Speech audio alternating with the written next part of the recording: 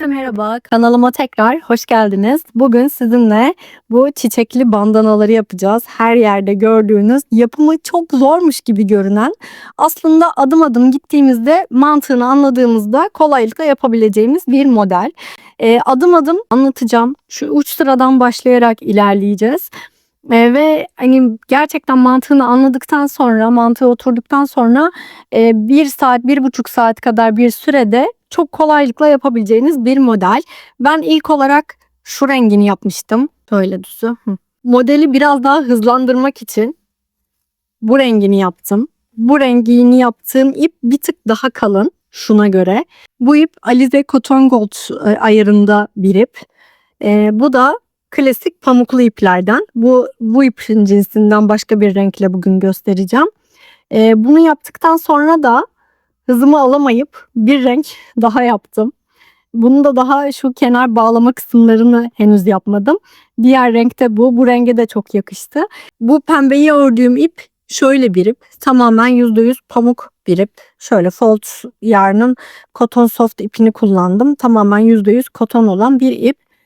Ama hani bu marka olması şart değil. Herhangi bir koton ipte kullanabilirsiniz.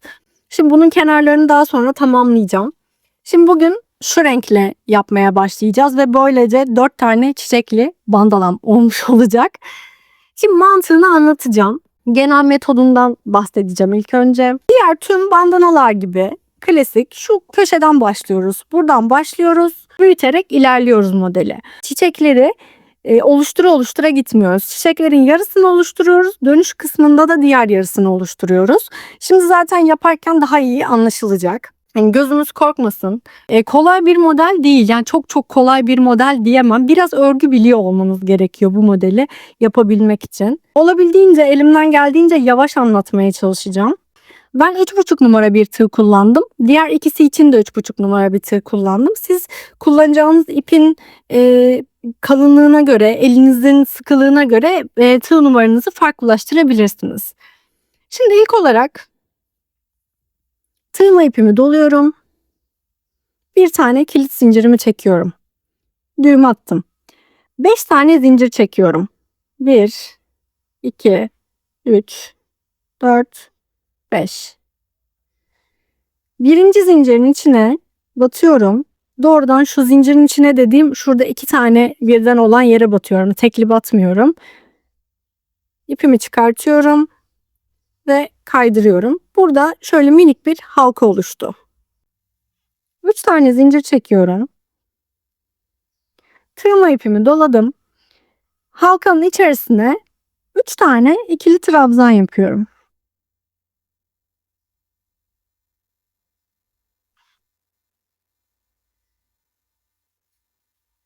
Bunu sihirli halkayla da yapabilirsiniz ama diğerlerinde hep sihirli halkayla değil böyle şöyle yuvarlak oluşturarak yapacağımız için bu da aynı olsun diye bu şekilde başladım. Sihirli halkayla da yapabilirsiniz ama bu şekilde başlamak diğerleriyle aynı olacaktır. Burada şimdi bir tane yaprak oluşturacağız. Bir tane yaprak toplamda 5 tane trabzandan oluşuyor. Yani ilk başta çektiğim 3 tane zincir bir tane ikili trabzan sayılıyor. Yanına 3 tane daha ikili trabzan yaptım. Şimdi 3 tane zincir çekiyorum. Sonuncu ikili trabzanı yapmış olacağım.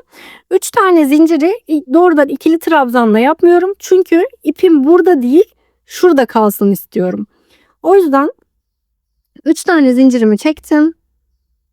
İpimi kaydırarak bağlandım. Burada şöyle birazcık yaprağı oluşturmak için şöyle yaklaştırmanız gerekiyor.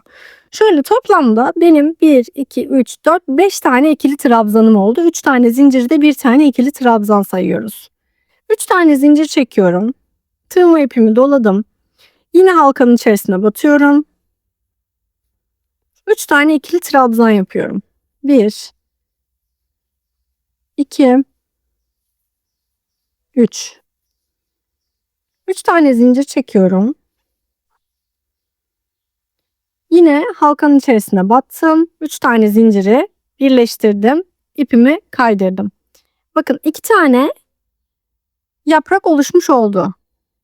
Çiçeğin 2 tane yaprağını oluşturduk. Her bir yaprak 5 tane trabzandan oluşuyor. Bu video içerisinde bazı şeyleri tekrar söylüyor olabilirim. Bu tam net aktarabilmek için aslında yaptığım bir şey. 3 tane zincir çektim. Yine 3 tane ikili trabzan yapıyorum.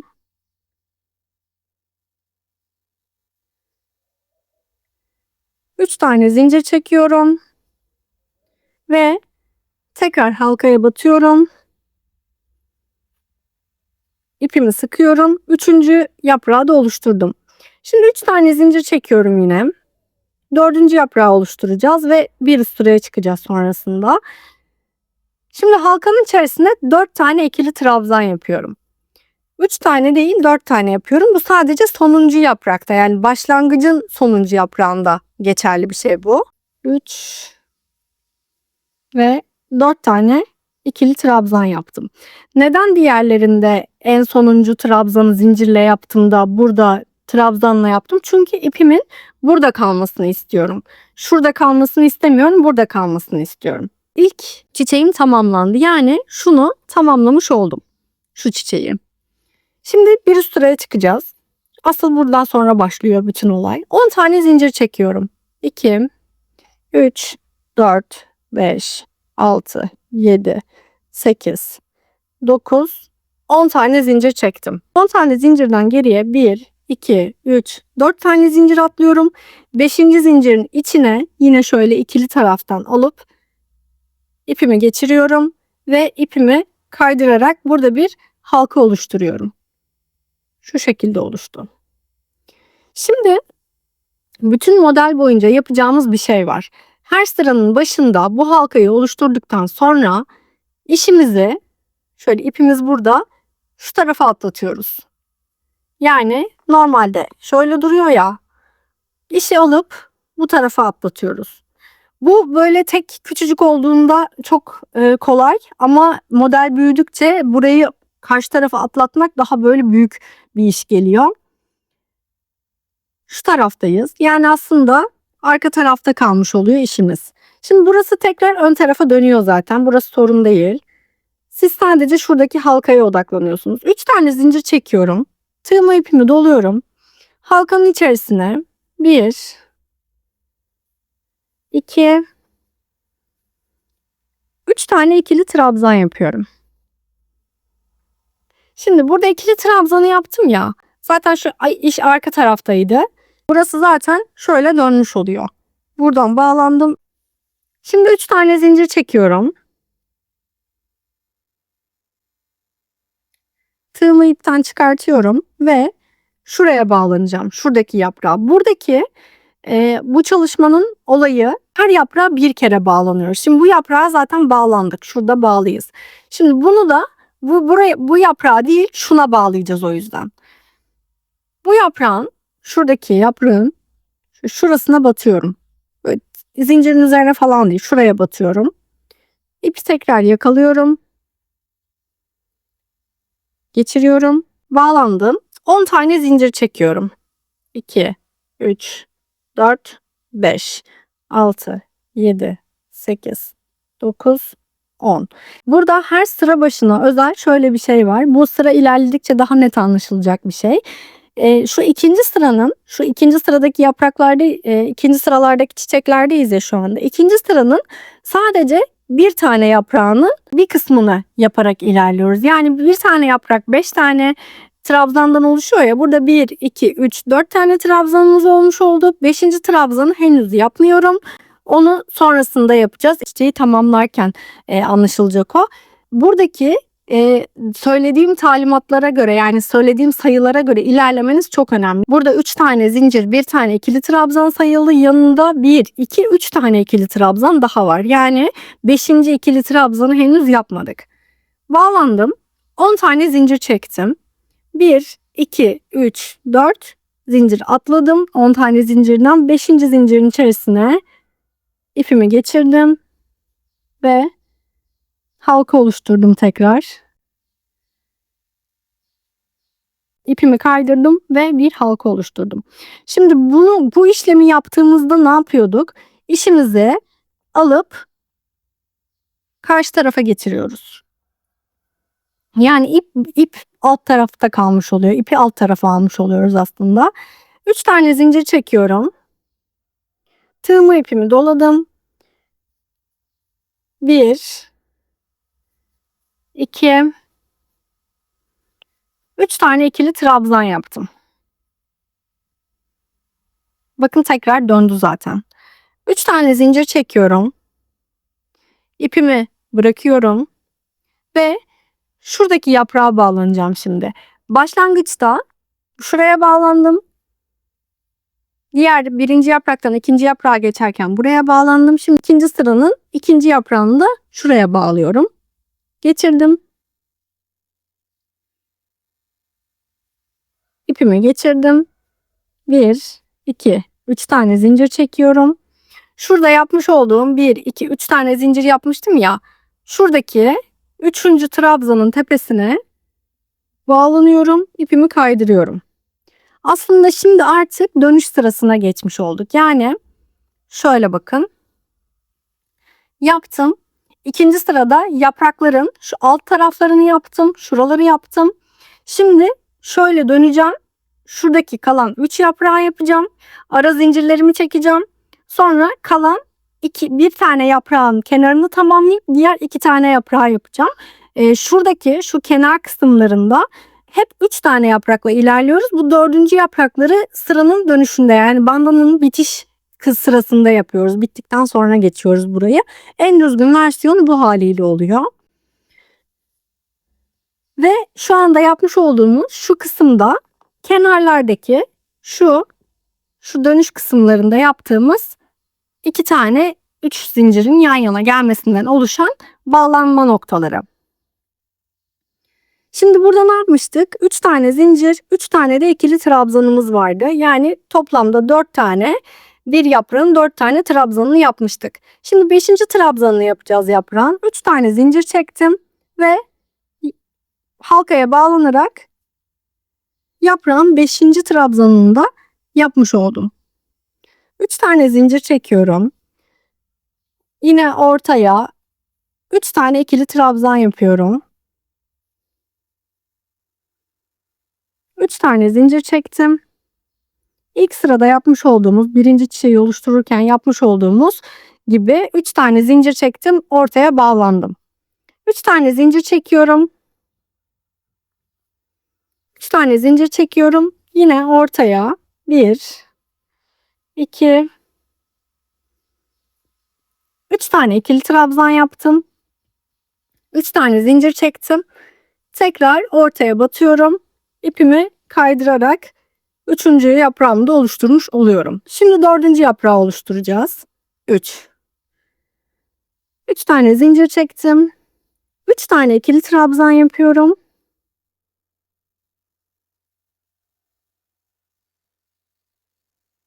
Bu şekilde. Bu yaprakta yine 3 tane zincir, 1 tane ikili trabzan oldu. 1 2 3 tane ikili trabzan yaptım. 4. ikili trabzanım aslında benim şurada. Şu arada yaptığım, burada çektiğim 10 tane zincir vardı ya, bu 5.'ye battım.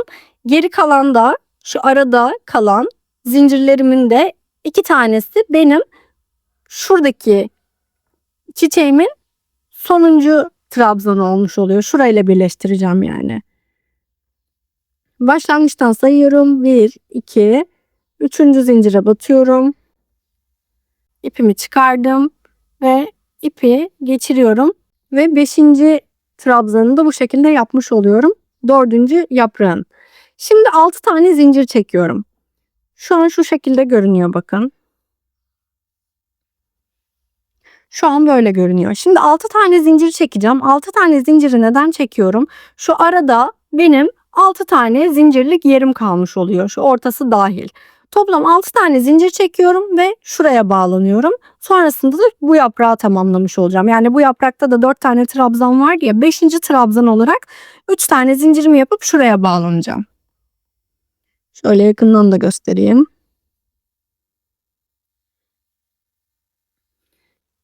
1 2 3 4 5 6 tane zincirimi çektim. Şuraya bağlanıyorum. Buraya bağlanırken de şuraya değil, şöyle 2 tane ipi birden içinden geçiriyorum. İpimi kaydırarak bağlıyorum. Ortadaki file kısmını yapmış oldum. Şimdi 3 tane zincir çekiyorum. Ve halkaya bağlanarak birinci yaprağın 5. trabzanını da yapmış oluyorum. Şöyle birazcık sıkıştırıyorum. 3 tane zincir çektim. Şimdi geri kalan 3 tane yaprağı yapacağız. 2 3 tane ikili trabzan yaptım. 3 tane zincir çekiyorum. Halkaya bağlandım. İpi sıkıştırdım. 1 2 3 tane zincir çektim. 1 2 3 tane ikili trabzan yapıp bırakıyorum. Şimdi burada 4. ikili trabzanı yani ya da işte 3 tane zinciri yapıp buraya bağlanmıyorum. Burası da yarım kalmış oluyor. Burası da dediğim gibi şurada bütün bandana bittikten sonra şu kısmı, şu son yaprakları yaparken tamamlanacak olan kısım oluyor. Şu tarafı tamamlayarak ilerliyoruz. Bu tarafı sadece şu taraf eksik kalıyor. Burayı tamamladıktan sonra en son üst sırayı yaptıktan sonra bandanayı bitireceğimiz zaman şuradan buraya doğru gelip bandanayı şurada bitiriyoruz. Şimdi ilk 2 sıra bu şekilde ilerliyor. Şimdi 3. sıraya geçeceğiz. Buradan sonra biraz daha netleşecek. Çünkü 3. sırada farklı bir şey daha girmiş oluyor işin içerisine. Bu sırada hızlı anlattığımı düşünüyorsanız ayarlardan videoyu yavaşlatabilirsiniz kendinize göre. Yavaş anlattığımı düşünüyorsanız da hızlandırabilirsiniz. Olabildiğince tane tane anlatmaya çalışıyorum ki hiçbir adım atlanmasın. Şimdi buraya kadar geldiğinizde böyle görünüyorsa doğru yoldasınızdır. Daha fazla ilerlemeden burada bir kontrol noktası yapmanızda fayda var kendinize. Şurada bir tane geçiş bölümü var. Arada 6 tane zincir var. Şurada şöyle bir boşluk oluştu. Orta file olmuş olan kısım olmuş oluyor bu da. Şimdi yeni sıraya geçiyoruz. Yeni sıraya geçerken başlangıç zincirimi çekiyorum 10 tane. Geriye 1, 2, 3, 4 tane sayıyorum. 5. zincirin içerisine batıyorum. İpimi çıkardım ve bir tane halka oluşturmuş oldum ipi kaydırarak. Şimdi burada ne yapıyorduk? İşimizi alıp karşı tarafa geçiriyoruz. 3 tane zincir çekiyorum. Bu arka taraftan sallanması önemli değil. Yani bu arka tarafı geçirdikten sonra işi şöyle elinizle düzgün tutmaya çalışmayın. Doğrudan şu halkaya odaklanın oraya geçtikten sonra. 3 tane zincir çektim. 3 tane ikili trabzan yapıyorum. 4. ikili trabzanı yapmıyorum. 3 tane zincir çekiyorum. Şimdi zaten bakın şöyle döndürdüğünüz zaman burası aynı yere gelmiş oluyor. Şimdi burada başlangıç noktasının hep böyle şöyle zemine koya koya ilerleyin. Ben böyle çalıştım. Diğer ikisini de böyle çalıştım. Anca pembeyi böyle elimde örmeye başladım bir yere koymadan. Bu şekilde böyle kontrol ede de ilerleyin. Şöyle koyduğunuzda şu arkadaki başlangıç ipiniz şurada kalacak, aşağıda kalacak ve aşağıda da hiçbir yere bağlı olmayan bir tane yaprak kalmış olacak. Yani bu şekilde baz alarak doğru bir yolda mısınız bakabilirsiniz. 3 tane zincirimi çektim. Şimdi 3 tane zinciri nereye bağlayacağım? Bu yaprağa bir tane bağlı zaten. Şu yaprağa bağlayacağım. Bu yaprağın da şöyle 5 tane trabzanım var ya, burada da 5 tane trabzanım da 5. ve 4. trabzanın arasına ya da 1. ve 2. de diyebilirsiniz. İlk ikisinin arasına bağlanıyorum. İpimi yakaladım. Alıyorum. Şimdi buraya bağlandım. 10 tane zincir çekiyorum. Şimdi başlangıçta ne demiştik? Bir alt sırada hep şu başlangıçtakilerin tek bir tane yaprağının bir kısmını yapacağız. Yani bir tane yaprağı 4 trabzanlı bir yaprak oluşturacağız burada. Dönüş sırasında çiçeklerin yapraklarını tamamlama sırasında buradakini tamamlıyor olacağız. Başlangıcın haricindeki hiçbir çiçek tek yaprak olarak ilerlemiyor. Sadece şu başlangıçtakiler böyle ilerliyor. Şimdi 10 tane zincirimi çektim. 1, 2, 3, 4 tane atlıyorum. 5. zincire batıyorum. İpimi aldım. Kaydırdım. Bir tane halka oluşturdum. Şimdi ne yapıyorum? Tekrar şöyle zeminde göstereceğim. İşimi alıyorum. Karşı tarafa geçiriyorum. Bu şekilde görünüyor. Burada amaç ipi şu tarafa geçirmek. 1, 2, 3 tane zincir çektim. Halkanın içerisine 1, 2,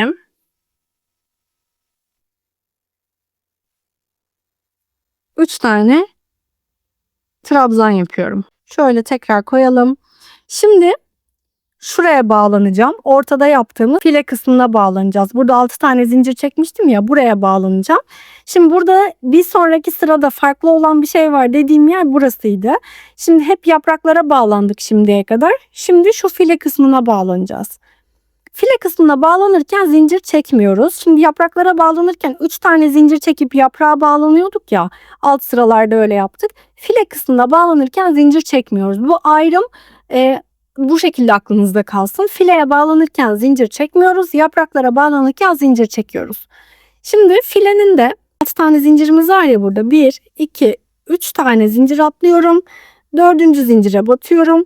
Burası şöyle 6 tane olduğu için 7 tane olsa 3 tane burada, 3 tane burada, bir tane de ortada kalacak gibi hesaplardık ama 6 tane zincir olduğu için burayı şöyle hesaplıyoruz. 7 tane olduğu zaman fazla oluyor çünkü onu da denedim. 1, 2, 3 tane atladık. 4.'ye battık ya. Şimdi aslında burada şu battığımız yerden sonra 2 tane zincir kalıyor gibi görünüyor. Ama aslında şuradaki bağlanma noktasının da vermiş olduğu bir pay olduğu için, küçük bir pay. Burada aslında 3 tane zincir kalmış gibi bir pay olmuş oluyor mesafe olarak. Battım. Sayıp da 4. zincire. İpimi yakaladım. Ve yine göstereyim adım adım. Şu an şuradayım. İkinci çiçeği yapıyorum. 3 tane zincir çekiyorum ve burada yapmış olduğum yaprağın, ikinci çiçeğin birinci yaprağının 4 tane trabzanı yapmıştım. 3 tane zincirle de 4. 5. trabzanı yapıyorum. Bağlanıyorum. Şöyle sıkıştırdım. Ve birinci yaprağını tamamlamış oldum. 3 tane zincir çekiyorum. Halkanın içerisine 3 tane ikili trabzan yapıyorum. 4. ikili trabzanı ya da 3 tane zinciri yapmıyorum. Şu an ikinci çiçeğin 2 yaprağını yapmış olduk. Şuraya bağlanıp 3. çiçeğe geçeceğiz. Şimdi bağlanacağımız yer şurası. Çünkü buradaki yaprağı zaten bağlı ve sıradaki yaprağa bağlanacağız. Ama bağlanırken ne yapıyoruz? Yaprağa bağlanacağım için 3 tane zincir çekiyorum. 1, 2, 3 tane zincir çektim. Tığımı ipten çıkardım. İpimi tığdan çıkardım. İkisinin arasına batıyorum. 2 trabzanın arasına ipimi tekrar yakaladım. Ve ipi kaydırarak bağlıyorum. 1, 2, 3, 4, 5, 6, 7, 8, 9, 10 tane zincirimi çekiyorum. Yeni yaprağa başlayacağım çünkü burada. 3. sırada ortadakinin 2 yaprağını oluşturdum. Başlangıçtakinin 1 yaprağını oluşturdum. Şimdi buradaki çiçeğin yapraklarını oluşturarak dönüş yoluna geçeceğim. 10 tane zincir çekiyorum. Bu arada bu çektiğiniz aradaki 10 tane zincirleri şöyle çok sıkmadan böyle gevşek zincirler olarak çekerseniz daha iyi olur. 1, 2, 3, 4 tane atlıyorum. 5. zincire batıyorum ve halka oluşturuyorum. Minik bir halka. İpimi kaydırıyorum. Şimdi siz daha rahat görün diye böyle zemine yatırıp işi diğer tarafa çeviriyorum. İşimizi bu tarafa aktaracağız. Yani şu halkayı yaptıktan sonra, her bu halkayı yaptıktan sonra bu da ikinci püf noktası. İşimizi arka tarafa atlatıyoruz. Bu çok önemli. Zaten bütün çalışmayı bu hale getiren kısım bu. Burayı yapmazsanız yanlış ilerler. Alıyorum. 3 tane zincir çektim. 3 tane ikili trabzan yapıyorum. 1, 2, 3 tane ikili trabzan. Şöyle duruyor şu anda. Şimdi 3 tane zincir çekiyorum ve bitişlerde de bu kısım çok önemli. Bitişte de şurayı yaptık ya, burada 3 tane zinciri çekip şuradaki yaprağa bağlanıyoruz. Neden? Şu aradaki kısmı yapalım ve burası şöyle bağlı olarak, yani şuradaki şu bağlılığı yapmış oluyoruz aslında. 3 tane zincirimi çektim. Ne yapıyorum? Şuradaki yaprağı zaten bağlanılmıştı. Şu yaprağa bağlanıyorum. Bu yaprakta da 2 tane trabzanın arasına bağlanıyorum. İpimi yakaladım. Geçirdim. 3 tane zincir çekiyorum. Şimdi 3 tane zincir çekip şuradaki boşluğu oluşturacağım. Şuraya bağlanıyorum. Yani şurada 3 tane zincir yapmıştım ve geriye dönüyorum. Bu 3 tane zincirin paraleline 3 tane daha zincir yapmış oluyorum böylece. İpimi kaydırdım. Şimdi 3 tane zincir çekerek şuradaki yaprağı tamamlıyorum. Şimdi bir çiçeğin bir tane yaprağını 5 trabzanla oluşturdum yine. 3 tane zincir çekiyorum. Şimdi artık dönüş yolundayım. 3 tane ikili trabzan yapıyorum.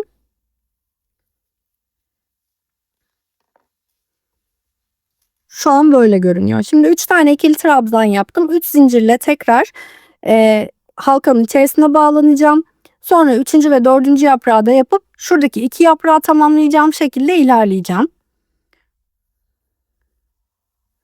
1, 2, 3 tane zincir çektim. Batıyorum. İkinci yaprağı tamamladım. 1, 2, 3 tane zincir çektim. Tekrar ortaya batıyorum. 3 tane ikili trabzan yapıyorum.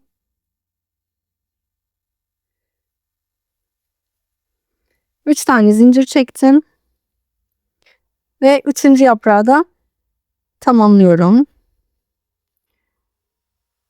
3 tane zincirle 4. yaprağa başlıyorum. 3 tane ikili trabzan. 2, 3. Şimdi burada 4.'yü tamamlarken 4. yaprağın son trabzanını yaparken ne yapıyorduk? Yaprağı şu tarafa bağlamak için arada çektiğimiz 6 tane zincirin 3.'süne bağlanıp 4. yaprağın 5. trabzanını da bu şekilde yapıyorduk. Şimdi şurada burada da bağlanırken şu önemli. Şu en dipteki zinciri saymayı unutmayın. Yani hani doğrudan 1, 2, 3 tane derseniz hem burada şöyle bir potluk oluşur hem de arada bu 6 tane zincirlik yer kalmaz. En diptekini de sayıyoruz. 1, 2 tane atlıyoruz. 3. zincire batıyoruz. İpimi kaydırıyorum ve bu şekilde dönüş sırasının birinci çiçeğini de oluşturmuş olduk. Şimdi ortadaki file kısmını yapıp ortadaki çiçeğin de kalan 2 yaprağını oluşturacağız. 6 tane zincir çekiyorum. 3, 4, 5, 6. Burada ikiz zincirleri de ilk başta 10 tane çektiğimiz zincir gibi elinizi böyle gevşek tutarak çekmeniz önemli. Şuraya bağlanacağım. Burada da bağlanacağınız yer çok önemli. Yani şuraya değil de gidip şuraya bağlanırsanız yine böyle saçma sapan bir şey olur. Şuraya bağlanacağız. Yani filenin üstünü fileyle tamamlamış oluyoruz. 3 tane zincir çekiyorum. Burada sıra ilerledikçe neden burada 3 tane zincir çekiyorsunuz? Neden işte bir tane yaprağın bir kısmını eksik bırakıyorsunuz falan anlamlandırıyorsunuz ilerledikçe. Şimdi buraya kadar olan sıralarda biraz ezbere gidiyor olabilir. Ama ilerleyen sıralarda biraz daha işte bu çektiğiniz 3 zincirin, başlangıçta çektiğiniz 10 tane zincirin ve şurada yaptığınız şu bağlamaları daha da anlamlandırıyor oluyoruz. 3 tane zincirimi çektim. Bu çektiğim 3 tane zincirin benim şuradaki yaprağımın 4. 5. trabzanı. Ortaya bağlandım ve bu yaprağı da tamamladım. 3 tane zincir çekiyorum. Yine ortaya 3 tane ikili trabzan yapıyorum. 3. yaprağı oluşturuyorum. 3 tane zincir çektim. Ortaya bağlandım. İpimi kaydırdım. 1, 2, 3 tane zincirle 4. yaprağa başladım. Tığım ve ipimi doluyorum. Yine ortaya 3 tane ikili trabzan yapıyorum.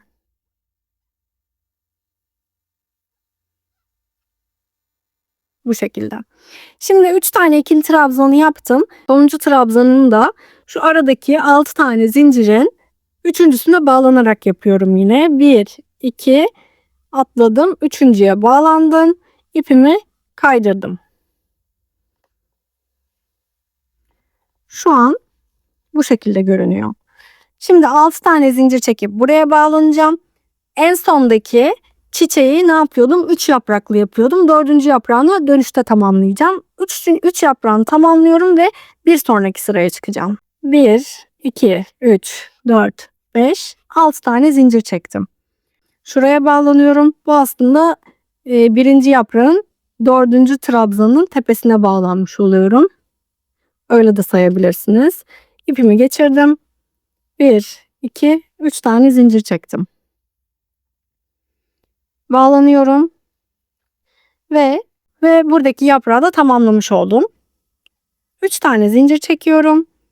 Şimdi ortaya 1, 2, 3 tane ikili trabzan yaptım. 3 tane zincir. Bağlandım. İkinci yaprağı oluşturuyorum. 1, 2, 3 tane zincir çektim. 1, 2, 3 tane ikili trabzan yapıyorum. 4. zincirimi ya da ikili trabzanımı yapmıyorum. Bu yaprak böyle 4 trabzanlı olarak kalıyor. Dönüşte tamamlanmak üzere. 3. sırayı da tamamladık. Tam şurayı yaptık. Şu ikisini yaptık. Üçlüyü yaptık. 4 tane çiçek olandayız. Bu modelde birer birer ilerliyor çiçekler. 4 taneyi de yaptıktan sonra model zaten anlaşılır hale gelmiş olacak. Daha net olacak. Ondan sonrası birbirini tekrar eden sıralar halinde ilerliyor olacak.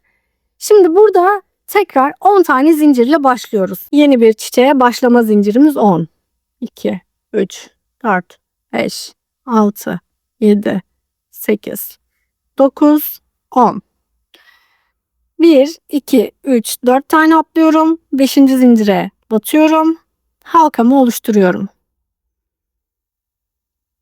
Şimdi şu an bu şekildeyim. Şuradayım. Şimdi işimi alıyorum. Karşı tarafa atlatıyorum. Ve buradan devam ediyorum. 3 tane zincir. Halkamın içerisine, yani çiçeğimin ortasına 3 tane ikili trabzan yapıyorum. Bu şekilde. Şimdi zaten model şöyle dönüyor. Şöyle tutuyorsunuz modeli her seferinde. Şimdi burada yaprağa bağlanmam gerekiyor. Bu sıralarda artık şuna bakmamız gerekiyor. Yani 3. sıradan sonra önümüzde yaprak mı var yoksa ara zincir mi var? Buna bakmamız gerekiyor. Eğer ki önümüzde yaprak varsa 3 tane zincir çekip yaprağa bağlanıyoruz. Eğer ki önümüzde ara zincir varsa, şu file kısmı varsa zincir çekmeden doğrudan filenin ortasına bağlanmış oluyoruz. Şimdi 3 tane zincir çekiyorum. Benim şu anda önümde bağlanmam gereken bir yaprak var. Burada da yaprağın ne yapıyorduk? İlk 2 trabzanın arasına tığımı geçiriyorum. İpimi yakalıyorum. Ve 10 tane zincir çekiyorum. Şimdi buradan şu ilkinde kafanızın karışmaması gerekiyor. Bu da 3. püf nokta.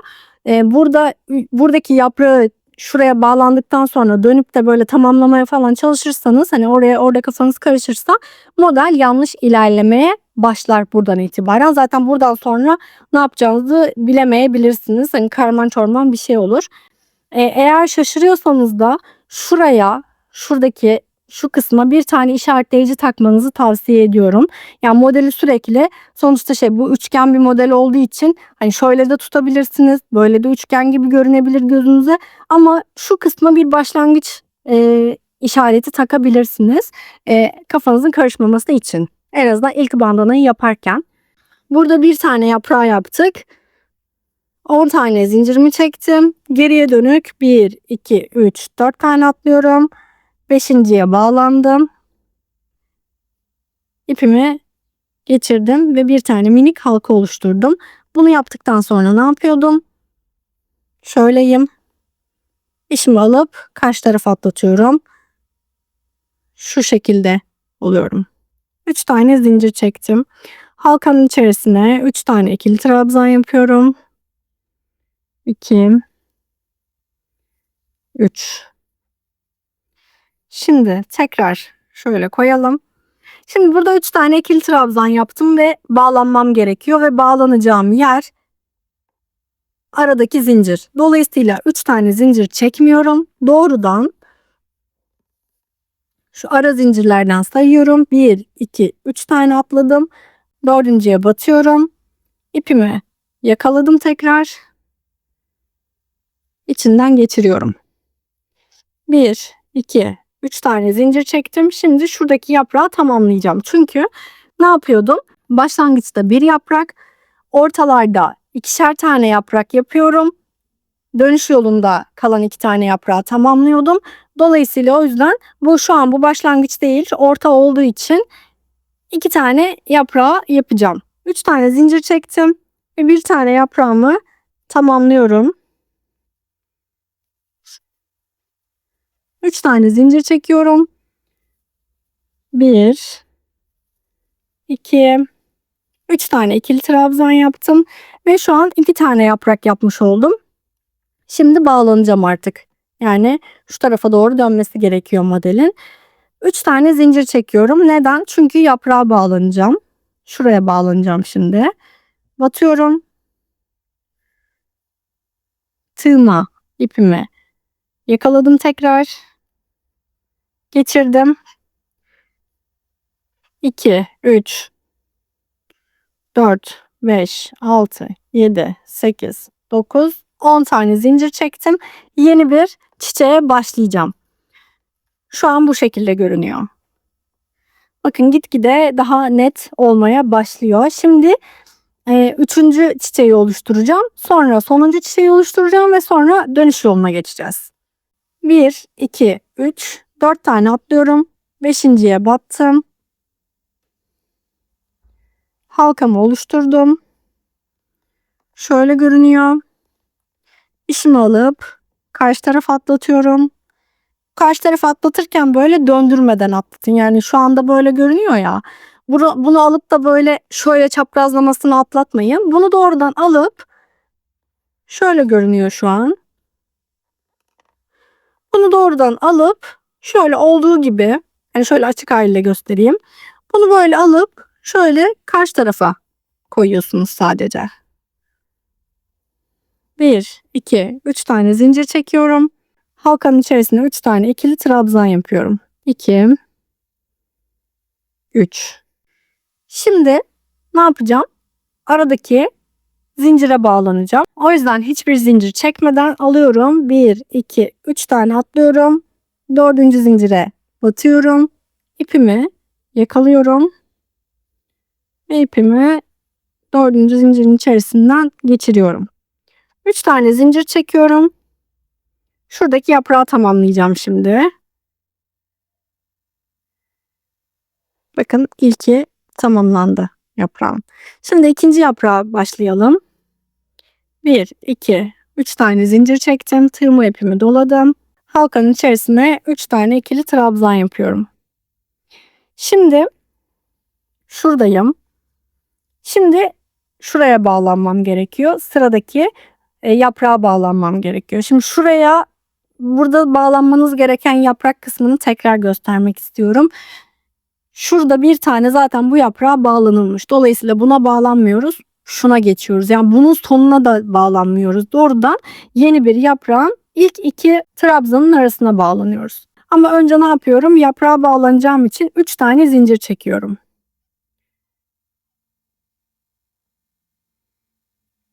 Tığımla ipimi geçirdim. Yakaladım. Bağlandım. Şimdi 10 tane zincir çekiyorum. 3, 4, 5, 6, 7, 8, 9, 10. Şimdi ne yapacağım? 1, 2, 3, 4. çiçeği yapmış olacağım. 4. çiçeği başlıyorum. 1, 2, 3, 4 tane atlıyorum. 5. zincirin içerisine batıyorum. İpimi kaydırarak bağlandım. Şimdi bu halkayı yaptıktan sonra karşı tarafa geçiriyorum. İşimi 1, 2, 3 tane zincir çekiyorum. Halkanın içerisine 1, 2, 3 tane ikili trabzan yapıyorum. Şuradayım. Şimdi şuradaki yaprağa bağlanacağım. Bakın burada da hiçbir yaprak bağsız kalmıyor. O yüzden şuradaki yaprağa bağlanacağım. Bağsız kalan tek yaprak şu en baştaki şurası. Şurada yaptığımız yaprak. Yaprağa bağlanacağım için kural 3 tane zincir çekiyorum. Şuradayım. 2 trabzan arasından tığımı geçirdim. İpimi yakaladım.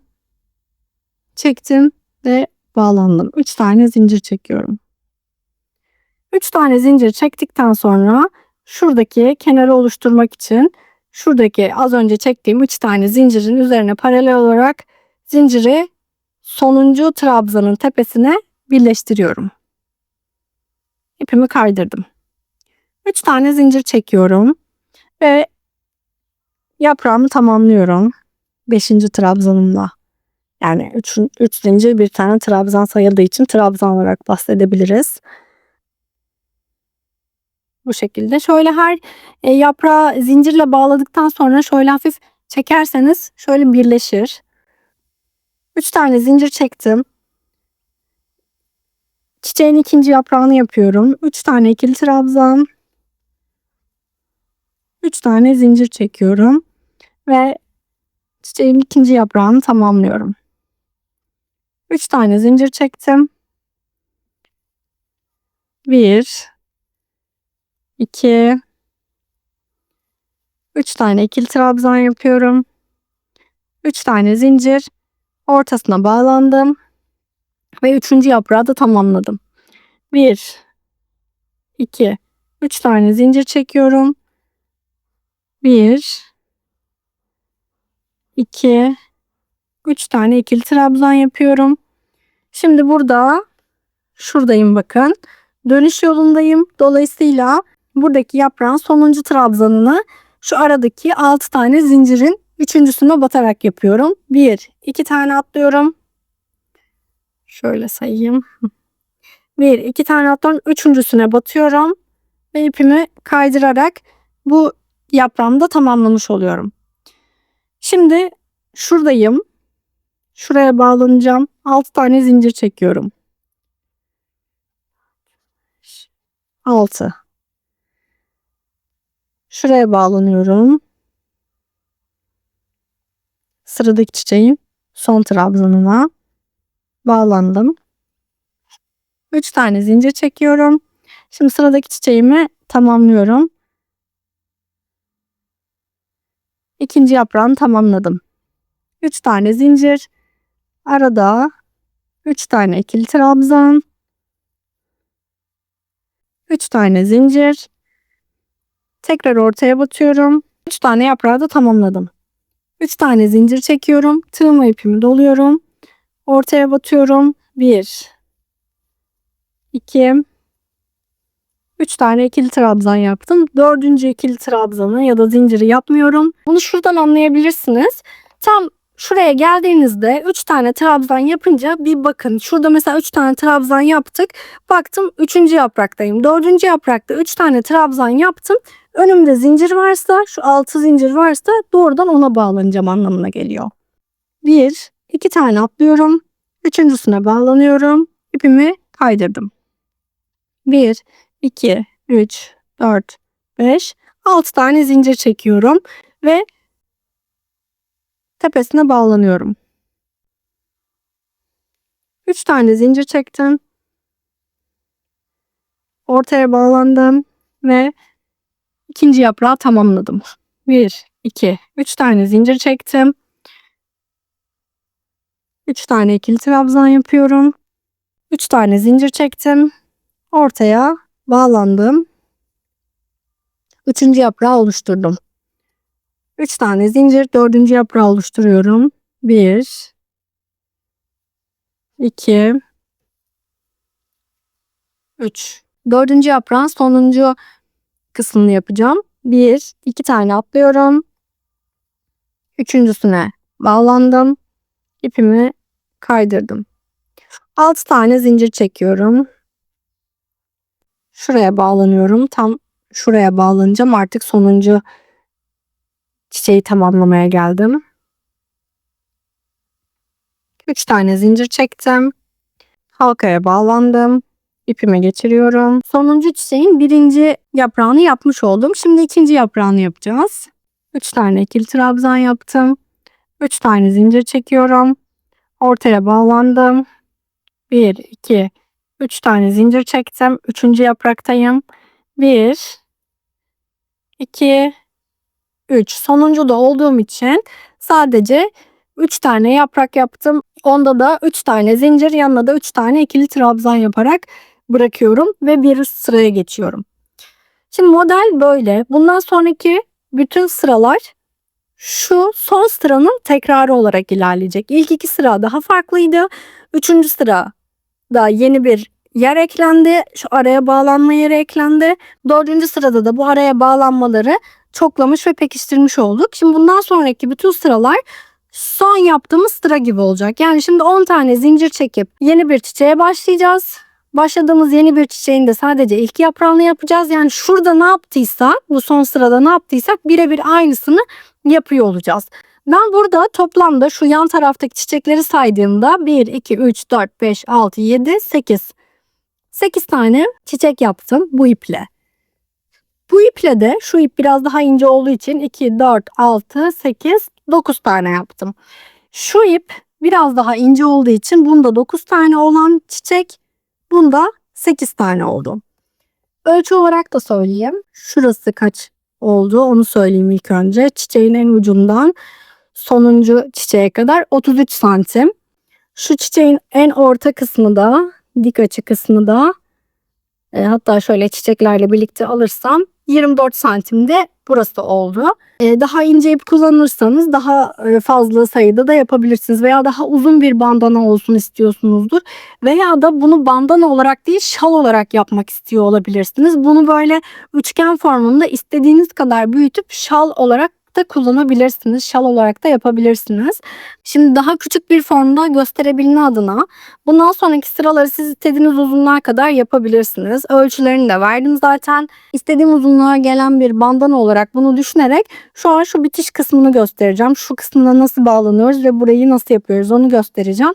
Sonrasında da şu bağcık kısmını nasıl yapıyoruz bunu göstereceğim. Ben şu bağlama kısmını ince yapmak istemedim. Böyle kalın daha hoşuma gidiyor fiyonk kısmı. Şimdi burada ben bunu 8 sıra yaptım ya da 9 sıra artık hani neyse bandananızın ne kadar uzun olmasını istiyorsanız ya da şalınızın ona göre yaptınız ve bu istediğim sıraya kadar geldiğini varsayıyorum. Şimdi dönüş yolundayım artık. Dönüş sırasındayım. Şimdi burada ne yapmıştık? Şuradaki kenar kısımlarında bütün yaprakların, bütün çiçeklerin bir tane yaprağını eksik bırakmıştık. Şimdi bunları tamamlayarak ilerleyeceğiz. Şimdi burada ilk olarak 3 tane yaprak yaptık ya. Bu 3 tane yaprağı bir tamamlayalım. 3 tane yaprağı da yarım yapmıştık. 1, 2, 3, 4 tane trabzanı vardı. 3 tane zincir çekiyorum. Ortaya bağlanıyorum. Ve tamamladım. 3 tane zincir çekiyorum. Şimdi 4. yaprağı yapacağım. 1, 2, 3 tane ikili trabzan yapıyorum. Şimdi burada yaptığım 3 tane ikili trabzan şu aralarda bakın şöyle göstereceğim. Bu aralarda da şöyle zincirli boşluklarım var. Neden? 10 tane zincir çekmiştim. Dönüp 5. zincire batarak çiçekleri başlattığım için burada 5 zincirlik bir boşluğum var. 4. yaprağında şöyle 4 tane trabzanını yaptım. Şimdi tıpkı şu iki çiçek arasında dönerken şu 4. yaprağı nasıl ki şu aradaki zincire bağlanıp da sonuncu trabzanını yapıyorsak burada da öyle yapacağız. Bunu da şuraya bağlayacağım tam olarak. 1, 2 tane atlıyorum. 3. zincirin içerisine batıyorum. İpimi kaydırdım. Ve şu an şöyle dönüş kısmında tamamlamış oldum ilk çiçeğimi. Şimdi burada 3 tane zincir çekiyorum. Şuraya bağlanacağım. 3 tane zincir çekip 3. çiçeğin tepesindeki trabzana bağlanacağım. İpimi kaydırdım. 3 tane zincir çekiyorum ve 3. çiçeği tamamlıyorum. 3. çiçeğin bir tane trabzanı eksikti çünkü. 3 tane zincir çektim. 4. çiçeğimi tamamlıyorum şimdi. 3 tane ikili trabzan yapıyorum.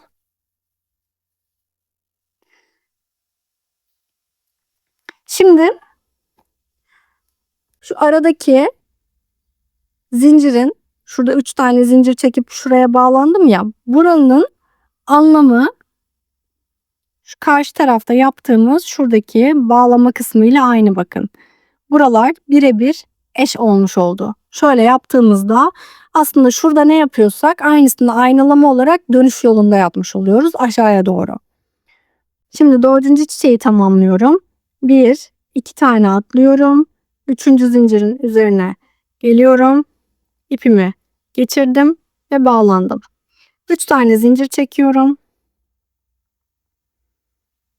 Tepeye bağlanacağım. Şimdi bakın burada 2 tane zincir kalmış gibi görünüyor ya, ama az önce bahsettiğim detay gibi şu aradaki boşluklar da aslında, yani buradan buraya zincir geçişi, şuradaki trabzanın bitiş noktası gibi aslında şurayı böyle paralel yaptığımızda aynı boy oluyor. O yüzden hani buradaki 2 zincir kalmasına takılmayın. 3 tane zincirimi çektim. Tepesine battım. İpimi kaydırıyorum. 3 tane zincir ve yaprağımı tamamlıyorum. Sıkıştırdım şöyle. 1, 2, 3 tane zincir. 3 tane ikili trabzan. 4. yaprak. 1, 2 tane atlıyorum. 3.'süne batıyorum. Bağlandım. 3 tane zincir çekiyorum. Şimdi burada artık sondayım. 3 tane zincirimi çektim. Şuraya bağlanıp ipimi koparacağım. Şuraya bağlandım. İpimi geçirdim. Ve bir tane de kilit zincirimi çekeyim. Şimdi şurada bitmiş oldu, bakın. Başlangıçta söylediğim gibi şöyle ipi keseyim bir daha net anlaşılsın. Şurada başladık, şurada bitirdik. Model tamamen bundan ibaret. Yani sadece dikkatli ve püf noktalarına dikkat ederek, sayılara dikkat ederek örmek önemli burada. Şimdi şu kenar kısmını nasıl yapacağız onu göstereyim. Yani şu kısmını nasıl çıkacağız onu göstereceğim. Şimdi modelinizi böyle yaptınız. Bence şu kenar kısımlarını yapmadan önce, yani şuradaki şu bağ kısmını yapmadan önce şunu ya bloklayın, ya eğer ütüleyebileceğiniz bir ipse, eğer pamuk ipse mesela, ütüleyip, yani çok hafif bir buharla ütüleyebilirsiniz. Şöyle bunu şu şekilde bir hafif ütüleyin. Öyle olduğu zaman daha iyi oluyor, daha düzgün görünüyor. Çünkü örerken ister istemez ne kadar olsa böyle hani elimizde şöyle sıkışıyor falan. Şöyle yaptığınızda ya el ütüsü de yapabilirsiniz, ama hani buharlı ütüyle veya bloklama matıyla çok daha düzgün ve temiz duracaktır bu. Şöyle tığıma ipimi kilitledim. Tığıma ipimi bir kez doluyorum. Geldim. Şimdi burada yine aynı mantık. Şu kenar yapraklarından şu bir yere bağlı, bakın. Bu buraya bağlı. Şu da şuraya bağlı. Bağlı olmayan 2 yaprak şurası. Dolayısıyla bu 2 yapraktan çalışacağız şimdi. Tığıma ipimi doluyorum. Şuradan trabzanların arasına batacağım. 1, 2, 3 diye sayarsak 3. ve 2. trabzanın arasına batıyorum. Bir tane tekli trabzan yapıyorum. Tığıma ipimi doladım. 1. ve 2. trabzanın arasına batıyorum. Bir tane tekli trabzan yapıyorum.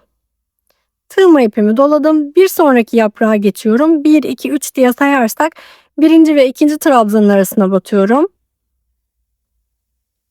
Bir tane tekli trabzan yapıyorum. 2. ve 3. trabzanın arasına batıyorum. Bir tane tekli trabzan yapıyorum. Bu şekilde böyle 4 tane tekli trabzandan oluşan bir şerit yapacağım. Bir tane zincir çekiyorum. Ters çeviriyorum. Tığıma ipimi doladım. Her 2 trabzanın arasına, tekli trabzanlar yaptık ya, her 2 tekli trabzanın arasına bir tane tekli trabzan yapıyorum. 1, 2, 3 ve sonuncu tekli trabzanın da üzerine batıyorum. Böyle tamamladım. Bir tane zincir çekiyorum. Ters çeviriyorum. Tığımı ipimi doladım. Sırada gelen birinci ve ikinci trabzanın arasına batıyorum. Bir tane tekli trabzan. Sonraki iki trabzanın arasına bir tane tekli trabzan. Sonrakinin arasına bir tane tekli trabzan ve sonuncu trabzanın üzerine batıyorum. Bir tane zincir, bir tane daha yapalım. Çeviriyorum. Tığıma ipimi doladım. 2 tane tekli trabzanın arasına batıyorum.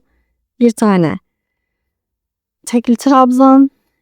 Sırada gelen iki trabzanın arasına batıyorum. Bir tane. Sırada gelene battım. Bir tane ve sonuncu tekli trabzanın üzerine batıyorum. Bir tane tekli trabzan.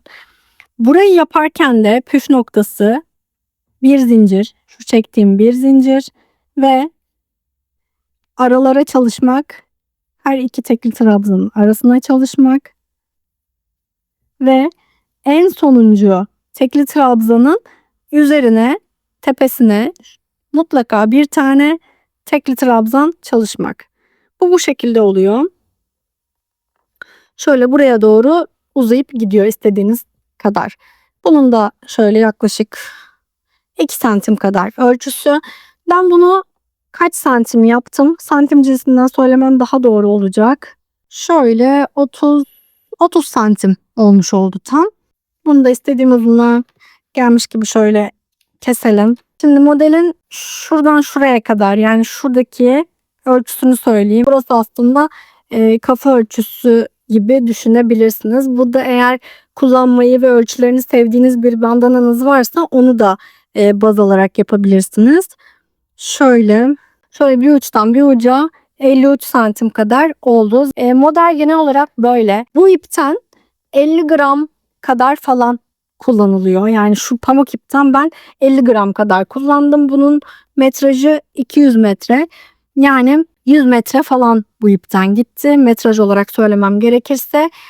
Şunu yaparken de şu Alize Cotton Gold ayarındaki iplerle yaparken de, hatta bu Alize Cotton'dan bir tık daha ince de olabilir belki, tam emin değilim ama bundan da 50 gramdan daha az gitti. Yani 50 gramlık bir yumaktı bu açtığım yumak. 50 gramdan çok daha az gitti. Belki 30 gram falan kullanmışımdır bu ipten. Çocuk ölçüsüne göre yapacaksanız eğer, bu bahsettiğim şuradaki uzunluğu çocuğunuzun boynunun bir tarafından diğer tarafına kadar olan ölçü neyse o kadar yapabilirsiniz. Yani bu böyle biraz kulağın arka kısmına, böyle enseye doğru falan uzanan bir boyda oldu. Ona göre de ölçü alabilirsiniz. Çocuk ölçüsü yapmadığım için veya işte bir çocuk üzerinde denemediğim için bir şey diyemeyeceğim hani ölçü açısından, ama en azından ölçüyü nasıl alabileceğiniz noktasında böyle bir yol gösterebilirim. Model genel olarak bu şekilde. Umarım keyif almışsınızdır. Gerçekten öğrendikten sonra, ilk başta söylediğim gibi, bence aynı noktada düşünüyor olabilirsiniz şu an. Öğrendikten sonra ikinci, üçüncü bandanayı yaparken, çünkü bu asla böyle tek renkle kalacak bir bandana değil bence. İkinci ve üçüncü bandananın rengini yaparken biraz daha pratikleşmiş oluyor. Eliniz biraz daha pratikleşmiş oluyor ve artık hani burada neden 3 zincir çekiyorum, işte dönüşüm nasıl olacak falan kısımları birazcık oturmuş oluyor kafanızda. O yüzden de daha rahat ilerliyorsunuz. Hani ikinci bandanada videoya bakmanıza bile gerek kalmayacaktır muhtemelen. Ama ihtiyacınız olursa dönüp videoya tekrar bakıp, veya işte sıra geçişlerinde de ihtiyacınız olursa dönüp videoya tekrar bakıp buna göre de ilerleyebilirsiniz. Beni izlediğiniz için teşekkür ederim. Sonraki videolarda görüşmek üzere. Duruşu da bu şekilde. Umarım faydalı olmuştur. Yapacaklara şimdiden kolaylıklar dilerim. Bütün ürünlerinizi benimle Instagram üzerinden de paylaşabilirsiniz. Bu videoların devamlılığı için beğenmeyi, yorum yapmayı, kanalıma abone olup bildirimleri açmayı unutmayın. Sonraki videolarda görüşmek üzere. Bay bay.